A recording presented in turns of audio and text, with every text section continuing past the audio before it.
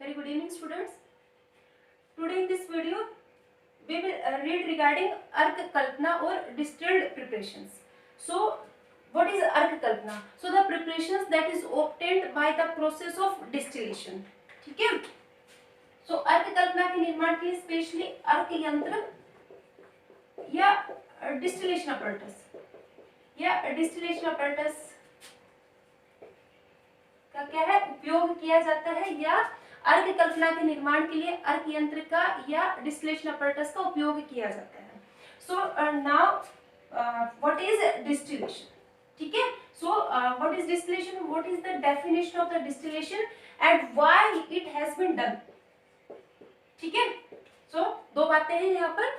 So first if you will see the definition of आपका distillation है. So what is the definition of distillation? So distillation is a process of separating the constituents of a liquid by vaporizing the liquid and passing the vapors through a cold surface, thereby converting the vapor again into liquid. Means क्या है इसका कि कोई भी आपने औषधि द्रव्य लिया है, ठीक है, कोई भी औषधि है या आपका कोई भी ड्रग्स है, तो इसको एक सफिशिएंट अमाउंट ऑफ वाटर के साथ में आपको लेना है और लेकर उसको हीट करना है, बिल्कुल माइल्ड हीट के ऊपर, और उसको हीट करना है. और हीट करने के बाद में उसका वेपर बनेंगे. तो जैसे ही जो वेपर बनेंगे, इस वेपर को किसी भी कोल्ड सरफेस के थ्रू आपको पास करना है. तो जैसे ही वेपर्स कोल्ड सरफेस के थ्रू जाएंगे तो ये वापस से क्या है, ड्रॉपलेट फॉर्म में आ जाएंगे. ड्रॉपलेट. ठीक है. तो ये जो ड्रॉपलेट आएगा, दिस विल बी कंसिडर अर्क और डिस्टिल्ड प्रिपरेशंस. क्लियर? तो ये हो गया आपका what is the process of the distillation. और now question is that why arka preparations has been done. तो इसका जो आंसर है वो ये है कि कुछ ऐसे औषधि द्रव्य होते हैं जिनका जो कार्मुक अंश है, जो कार्यकारी तत्व होता है, वो सुगंधित एवं उड़नशील रूप में होता है. वो सुगंधित एवं उड़नशील. जैसे फॉर एग्जाम्पल आपका बात करते हैं तो चंदन है, गुलाब है, केतकी है, सौंफ, अजमोद.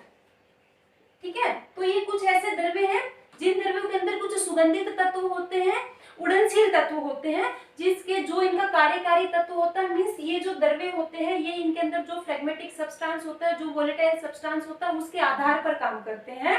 तो अगर ऐसे द्रव्यों से अगर क्वाथ कल्पना हम करेंगे, क्वाथ कल्पना, तो क्वाथ कल्पना में क्या होगा, अग्नि के संयोग से इन जो द्रव्यों का जो वोलेटाइल सब्सटेंस है, जो इनका फ्लेग्मेटिक जो सब्सटेंस इसके अंदर होता है, वो क्या हो जाएगा, नष्ट हो जाएगा. ठीक है. नष्ट हो जाएगा और जो भी आप इनका क्वाथ बनाएंगे वो वीर्यवान नहीं रहेगा.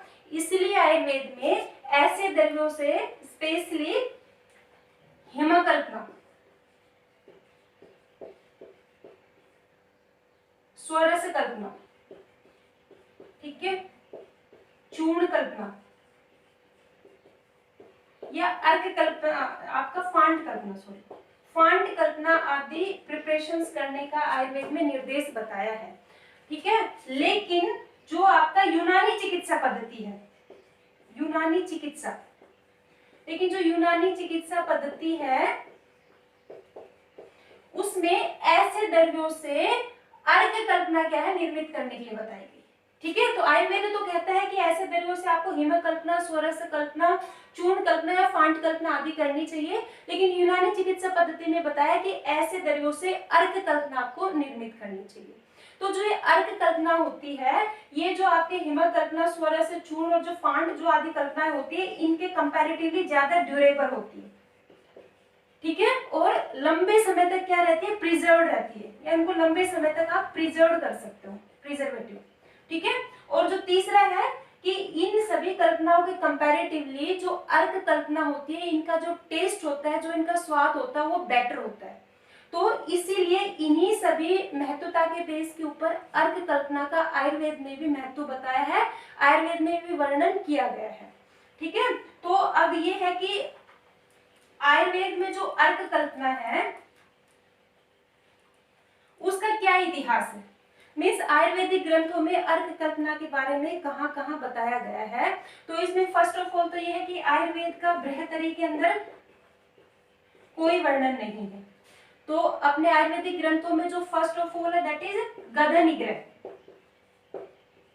जो गद्य निग्रह एक आपका ग्रंथ है दैट इज रिटन बाय आचार्य शोडल। आचार्य शोडल ने ये 12th सेंचुरी में लिखा था।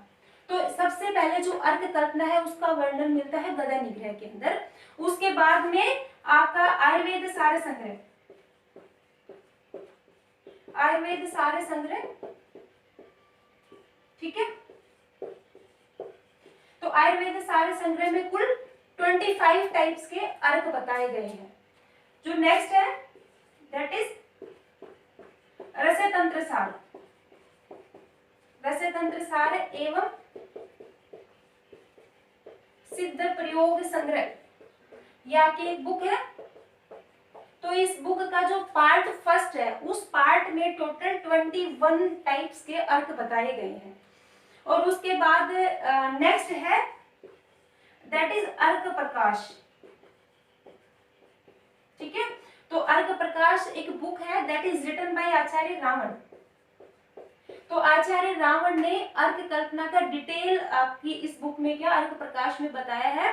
उन्होंने कुल 196 जो टाइप्स के अर्क बताए हैं that is obtained by the single drug, ठीक है, सिंगल ड्रग। और 192 टाइप्स के अर्क जो बताए हैं वो आपके कंपाउंड ड्रग मींस 2 या 2 से अधिक ड्रग के द्वारा निर्मित बताए गए हैं। तो ये है आपका टोटल अर्क कल्पना का आयुर्वेद में इतिहास। मींस अर्क कल्पना का आयुर्वेद में कहाँ कहाँ पर वर्णन मिलता है आपका अर्क का, ठीक है। अब उसके बाद में नेक्स्ट है कि इसका निर्माण कैसे करते हैं अर्क कल्पना का। सर व्हाट इज द निर्माण विधि, व्हाट इज निर्माण विधि, ठीक है। तो अर्क कल्पना के निर्माण के लिए जो सामान्य विधि मैं यहाँ बता रही हूँ कि अर्क कल्पना के लिए क्या करना है। जो भी औषधि द्रव्य है, जो औषधि द्रव्य मैंने अभी आपको बता दिया, जो भी सुगंधित और उड़नशील जो रूप में जो होते हैं, स्पेशली जैसे अभी गुलाब बताया, आपका केतकी है, सौंफ है, अजवाइन है, अनंत मूल है। तो ऐसा कोई भी जो द्रव्य है तो औषधि द्रव्य लेना है आपको कितना, 1 पार्ट, ठीक है। और इसका आपको 10 पार्ट्स मीन्स इससे 10 पार्ट कहिए 10 गुना, ठीक है। तो जितना औषधि द्रव्य है उसका 10 टाइम्स आपको जल लेना है, ठीक है। दोनों को मिक्स कर देना है। मिक्स करने से पहले ये देख लेना है जो औषधि द्रव्य है वो किस फॉर्म में है। अगर औषधि द्रव्य अगर शुष्क अवस्था में है तो उसका कूट कर यवकूट चूर्ण बना लेंगे। और अगर आर्द्र अवस्था में है, फ्रेश अवस्था में है तो उसको छोटे छोटे पीसेस में कट कर लेंगे, ठीक है। तो उसको 10 गुना जल के साथ में रात्रि को भिगो देंगे। तो पूरे मतलब उसको 24 आवर्स के लिए आपको क्या है भिगो के रख देना है। और 24 आवर्स के बाद में नेक्स्ट डे उसको अर्क यंत्र में डालना है, अर्क यंत्र। और फिर अर्क यंत्र के द्वारा उसका क्या है अर्क निकालना है आपको, ठीक है। तो ये आपकी सामान्य विधि है। जो भी आपके अर्क है वो स्पेशली इसी विधि के द्वारा क्या है निर्मित किए जाते हैं। लेकिन यहाँ पर एक बात है कि ये तो हो गया सामान्य 1:10 जो 10 का रेशियो है। लेकिन अर्क प्रकाश में आचार्य रावण ने बताया है कि जो हम ये जल लेते हैं, जो 10 गुना जो जल लेते हैं, तो ये जो जल है ये हमें द्रव्य के हिसाब से लेना चाहिए। मीन्स आपका द्रव्य कैसा है। जैसे अगर आपका द्रव्य है जो अगर वो बहुत अत्यंत कठिन है, अगर अत्यंत कठिन द्रव्य है तो आपको 1:3 का रेशियो लेना है। मीन्स 1 जितनी आपकी ड्रग है उसका 3 गुना जल लेना है। और उसको 24 आवर्स के लिए आपको भिगोना है। और 24 आवर्स भिगोने के बाद में उसको अर्क यंत्र में या डिस्टिलेशन अपरेटस में आपको डालकर उसका अर्क निकालना है। दूसरा क्या है, अगर जो द्रव्य है अगर वो कठिन है, ठीक है, तो जो रेशियो है दैट विल बी 1:2। मीन्स जितने आपने औषधि द्रव्य लिया है उसका 2 गुना आपको क्या लेना है जल। और उसको भी 24 आवर्स के लिए आपको भिगोना है। 24 आवर्स के बाद अर्क यंत्र में या डिस्टिलेशन अपरेटस में उसको डालकर उसका अर्क निकाल लेना है। अगर जो द्रव्य है वो आर्द्र अवस्था में है, तो आर्द्र अवस्था में अगर है तो क्या करना है उसको। आर्द्र में भी ये है कि या वो सैरस द्रव्य है या नीरस है, क्लियर। तो अगर सैरस द्रव्य है तो दोनों में जो जल का जो प्रमाण लेना दैट इज 1:1/20। ये रेशियो आपको मेंटेन करना है। और अगर सैरस द्रव्य है, आर्द्र सैरस है, तो उसको एक मुहूर्त के लिए आपको भिगोना है, एक मुहूर्त के लिए, दैट इज 48 मिनट्स। और अगर नीरस द्रव्य है तो उसको एक प्रहर के लिए भिगोना है, तो एक प्रहर के लिए भिगोना है और उसके बाद अर्क यंत्र में या डिस्टिलेशन अपरेटस में डालकर उसका अर्क निकालना है। ठीक है, तो ये आर्द्र हो गया।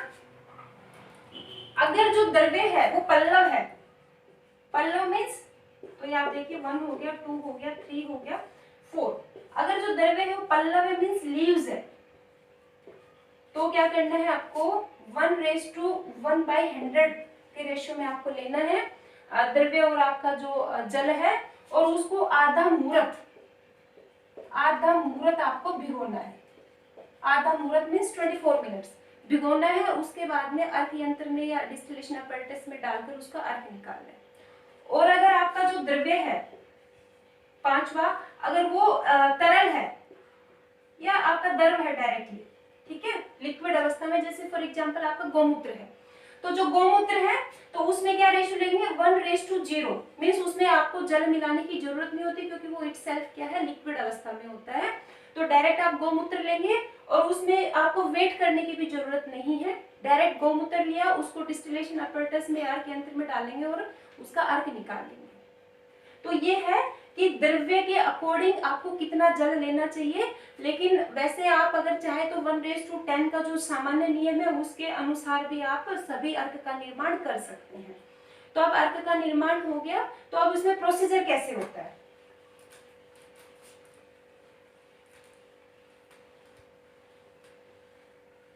तो इसमें जो प्रोसीजर के लिए मैं एक रफ यहाँ पर आपको डायग्राम बता रही हूँ।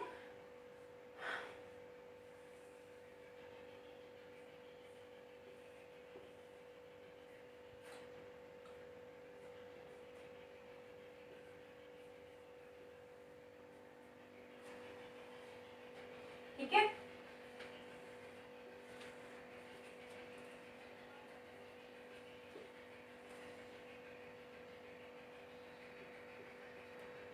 so here I have drawn a rough diagram is there. So what is that? if first of all क्या है, यहाँ पर आपको एक फ्लास्क में क्या लेना है, ड्रग्स लेना है, जो भी आपके पास मेंशन ड्रग है, इसको नीचे से बर्नर से हीट देना है, बिल्कुल स्लो प्रोसेसिंग हीट जो है बर्नर के द्वारा। तो जैसे बर्नर से यहाँ पर आप इसको हीट करेंगे, तो हीट होने के बाद में क्या होगा, टेम्परेचर, एक मेंटेन टेम्परेचर तक पहुंचने के बाद में जो द्रव्य है it will start to vaporise. तो जैसे वेपोराइज हो स्टार्ट होगा, यहाँ पर ऊपर थर्मामीटर होता है टू नोट द टेम्परेचर। तो ये जो वेपर्स है ये यहाँ से इस तरफ से पास होंगे, इस नली से, ठीक है। तो इस नली से जैसे ही पास होंगे तो ये क्या होता है, इसके कंडेंसर है। तो इस कंडेंसर में क्या है, एक तरफ वाटर इन है, एक तरफ वाटर आउट है। तो यहाँ से क्या है, कंटिन्यूअसली जो आपका वाटर फ्लो है वो रहेगा, और एक तरफ से जो पानी जो गर्म, इसके कांटेक्ट में आने से जो पानी गर्म होगा वो बाहर निकल जाएगा, और ठंडा इधर से कंटिन्यू रनिंग रहेगा। सो दिस इज कंडेंसर, जो ये है, इसमें जो वाटर का जो आपका फ्लो हो रहा है। तो जैसे ये जो वेपर्स है ये इस कंडेंसर के कांटेक्ट में आएंगे, तो वैसे ही क्या है, यहाँ पर ये ड्रॉपलेट की फॉर्म में दूसरे वाले फ्लास्क में क्या है, कलेक्ट हो जाएंगे। तो यहाँ पर आपका क्या निकल जाएगा, अर्क, दैट इज डिस्टिल्ड प्रिपरेशन। तो this is a rough diagram है। और इसमें अब ये जो हम ये जो प्रोसेस हो गया है, इस प्रोसेस में हमें क्या क्या सावधानी रखनी है, वो 2-3 बातें मैं आपको बता रही हूँ। तो एक तो ये है कि जो आप जो हीट दे रहे हो वो बहुत ज्यादा स्लो होनी है, स्लो रखनी है आपको। अगर आपने हीट को थोड़ा सा भी तेज कर दिया तो ये बहुत जल्दी क्या हो जाएगा, इवेपोरेट हो जाएगा। और इवेपोरेट होने के बाद में जो द्रव्य का जो कॉन्स्टिट्यूएंट्स है, जो उसका वोलेटाइल जो सब्सटेंस है, तो वो डिस्ट्रॉय हो जाएगा। और दूसरा क्या है, अगर जल्दी से अगर जल इवेपोरेट हो गया तो जो भी ड्रग आपने डाला है उसका जो पूरा जो कंपोजिशन है वो क्या है, इधर नहीं आ पाएगा, ठीक है। दूसरा ये है, इसके अंदर जो कंडेंसर है इसमें जो वाटर का जो फ्लो है दैट शुड बी कंटिन्यू होना चाहिए। जो तीसरा है वो क्या है कि जो आपने इधर जो ड्रग्स लिया है तो इधर उसका जो अर्क निकालेंगे वो मैक्सिमम आपको 3/4 पार्ट ही उसका निकालना है, ठीक है। उसका 1/4 पार्ट आपको डिस्कार्ड कर देना। जब आपको लगने लगे कि जो आपने इधर जो मटेरियल लिया था उसका 3/4 पार्ट इधर निकल गया है, तो आपको प्रोसेस को बंद कर देना है। क्योंकि अगर आप 100% निकालेंगे तो लास्ट में क्या है, पार्ट जलना शुरू हो जाता है, और जो आपका जो अर्क है उसमें जलने की स्मेल आने लग जाती है। तो ये कुछ आपकी प्रिकॉशंस है जो आपको मेंटेन करनी चाहिए। ठीक है। उसके बाद में है जो अर्क आपने बनाया है तो वो कैसा बना है, अच्छा बना है, नहीं बना है, तो उसके लिए है प्रशस्त अर्क लक्षण, कि जो अर्क बना है वो अच्छा है या नहीं है। तो इसके लिए है कि जो अर्क आपने बनाया है वो किन द्रव्यों के द्वारा बनाया है, तो अर्क में उन द्रव्यों के अनुरूप ही क्या होना चाहिए, टेस्ट होना चाहिए एंड ऑर्डर। जो द्रव्यों के द्वारा बनाया है तो उसमें जैसे फॉर एग्जांपल गुलाब जल है तो गुलाब जल में उसी की स्मेल होनी चाहिए, उसी के अनुसार उसका क्या है, टेस्ट होना चाहिए। दूसरा, अगर जो अर्क है अगर उसको जीर्णास्ति मृत्तिका पात्र में रखते हैं तो जो उसका वर्ण है वो द्रव्य के अनुसार ही दिखाई देना चाहिए।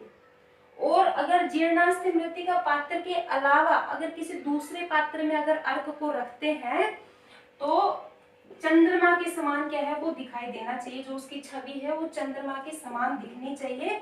तो अगर ये लक्षण अगर आपके अर्क में आ गए तो इसका मतलब जो अर्क बना है वो बेस्ट क्वालिटी का है, वो अच्छा बना है आपका अर्क, ठीक है। और यहाँ पर एक बात और है कि कभी कभार अर्क बनने के बाद में अर्क से स्मेल आती है, तो अगर ऐसा कुछ है तो अर्क को फ्यूमिगेट कर देना चाहिए, धूपन कर देना चाहिए। तो धूपन के लिए जो आप राजिका, जो आपका राई है, ठीक है, राई है, उसमें साथ में जीरक है और आपका हींग है और मेथी का, तो ये कुछ द्रव्य हैं। इन द्रव्यों का पाउडर करके उसमें थोड़ा सा घृत मिलाना है और घृत मिलाकर उसको अग्नि पर डालकर और उसका धूपन, तो जो अर्क में जो थोड़ी स्मेल होती है, जो फाउल ऑर्डर होती है, वो नष्ट हो जाती है, ठीक है। जो नेक्स्ट है, जो आपने अर्क बना लिया उसकी मात्रा क्या है, तो जो अर्क की मात्रा है दैट इज 10 to 20 ml, ठीक है। तो जो अर्क की मात्रा 10 to 20 ml है, इसका अनुपान है, anupan is equal quantity of water, ठीक है। तो जो भी हम अर्क को लेते हैं, जब उसको खाते हैं, पीते हैं उसको, तो इक्वल क्वांटिटी ऑफ जल उसके साथ मिलाकर उसके बाद ही उसको सेवन करना चाहिए। और एक है इसकी सैवीर्यता अवधि, सैवीर्यता अवधि मीन्स जो आपने अर्क बना लिया है तो उसकी सैवीर्यता अवधि है और उसकी एक्सपायरी डेट मैंने पहले भी बताया है। पंचविध कषाय कल्पना के कंसेप्ट में भी I have given the detail of the saviryata avadhi, means जो प्रिपरेशन आपने बना ली है वो प्रिपरेशन कितने समय में एक्सपायर हो जाएगी, सो दैट इज कॉल्ड सैवीर्यता अवधि। तो हर एक फॉर्मुलेशन की अपनी एक स्पेसिफिक सैवीर्यता अवधि होती है, उस फॉर्मुलेशन को उसी पीरियड टाइम पीरियड में आपको कंज्यूम कर लेना चाहिए, क्योंकि बाद में जो उसकी पोटेंसी वो क्या हो जाती है, खत्म हो जाती है। तो जो अर्क है इसकी जो सैवीर्यता अवधि है दैट इज 1 ईयर, मीन्स अर्क 1 साल तक क्या रहते हैं, गुणवान होते हैं, उसके बाद में वो क्या है, वीर्यहीन होने शुरू हो जाते हैं। सो ये आपका टोटल अर्क कल्पना के बारे में है। So with this your arka kalpana has been completed. Okay, thank you.